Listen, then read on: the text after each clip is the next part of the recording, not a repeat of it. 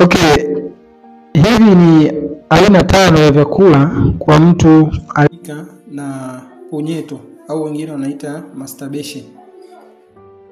Hapa nitakutajia vyakula takriban aina tano kwa kijana ambaye aliwahi kupitia mchezo wa kujichua. Kwa hivyo vyakula utakapovitumia mara kwa mara kwa mwendelezo vitakusaidia kuweza kurudisha ile hali yako ya kawaida. Aina ya kwanza au kundi la kwanza la vyakula ni vyakula vyenye zinki kwa wingi. Hivi ni vyakula ambavyo vinasaidia kuzalisha hormone ya testosterone. Kwa sababu sometimes unaweza hii masturbation huwa inapunguza kiwango cha nini cha hormone ya testosterone. Kwa hivyo mtu anapotumia vyakula vyenye madini ya zinki kwa wingi vitamsaidia kuweza kurudisha ile au kile kiwango cha hormone ya testosterone. Na vyakula vya zinki ni kama vile mayai, karanga, mbegu za maboga, lakini kadhalika samaki kwa aina zake zote, lakini pamoja na parachichi. Hivi vyote ni vyakula ambavyo vinapatikana katika kundi la zinki. Lakini aina ya pili au kundi la pili la vyakula kwa mtu ambaye ameathirika na kujichua ni vyakula vya protini ya asili.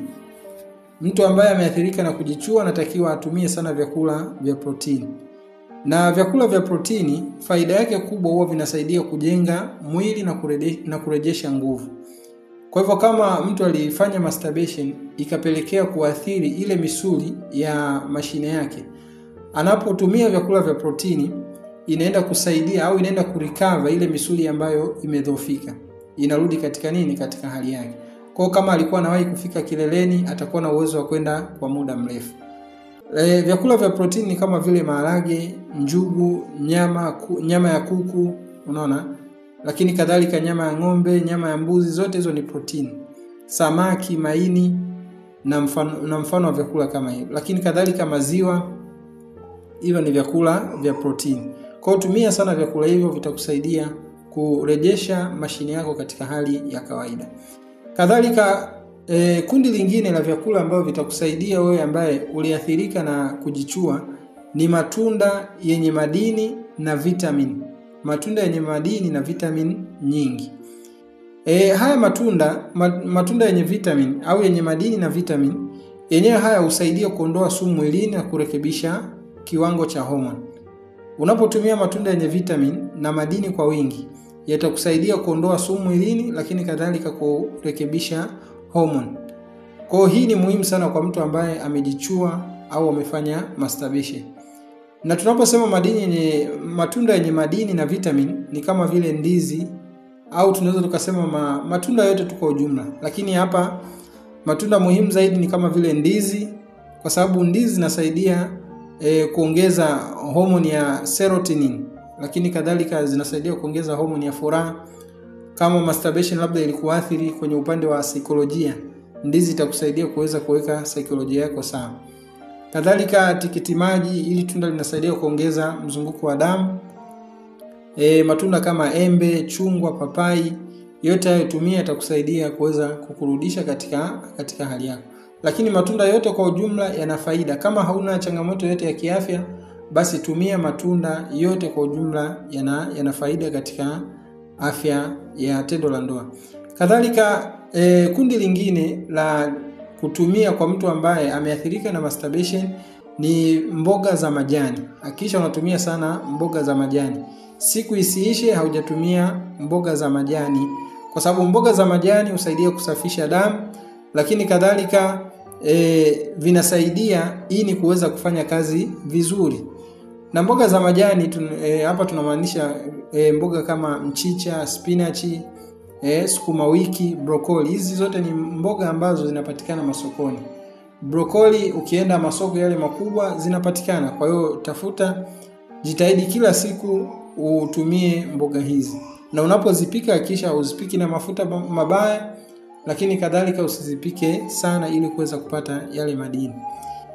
Kundi la mwisho la vyakula kwa mtu ambaye ameathirika na masturbation au kujichua ni asali, unaona, lakini kadhalika tangawizi pamoja na mdalasini.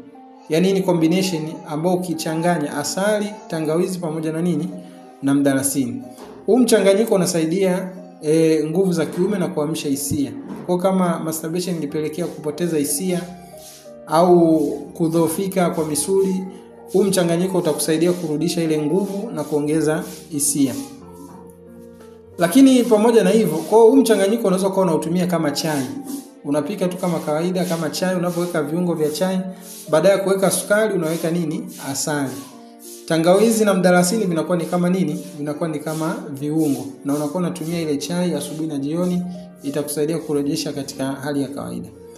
Lakini pamoja na vyakula hivyo, kuna ushauri mwingine wa ziada. Kwa wewe ambaye umewahi kujichua au kufanya masturbation, kuna ushauri mwingine wa ziada, hasa kwenye upande wa vyakula vya kuepuka. Jitahidi kuepuka vyakula vya kukaanga, usitumie sana vyakula vya kukaanga mara kwa mara, lakini kadhalika epuka vyakula vyenye sukari nyingi. Unaona, epuka chipsi, vyakula kama chipsi, mandazi, mikate mieupe, kwa sababu wewe tayari una tatizo. Kwa ili kuondokana na tatizo inatakiwa uepuke vitu hivi kwa muda fulani, baada ya hapo unaweza ukaendelea. Lakini kadhalika epuka pombe na sigara, ni vitu ambavyo havina faida, unatakiwa kuviepuka. Lakini kadhalika jitahidi kulala mapema, usilale muda umeenda sana, kula chakula chako cha usiku mapema na ulale mapema. Fanya mazoezi ni tiba nzuri sana ya nguvu za kiume, hasa kwa mtu ambaye ameathirika na masturbation. Lakini kadhalika epuka kukaa peke yako kwa muda mrefu, kwa sababu hii inaweza kukupelekea vishawishi kujiingiza katika swala zima la kujichua. Kadhalika jishughulishe na shughuli za kijamii pamoja na ibada. Fanya mazoezi, kama unacheza mpira cheza mpira, ili kama bado una ile tabia ya kujichua, unaporudi nyumbani usiweze kujichua.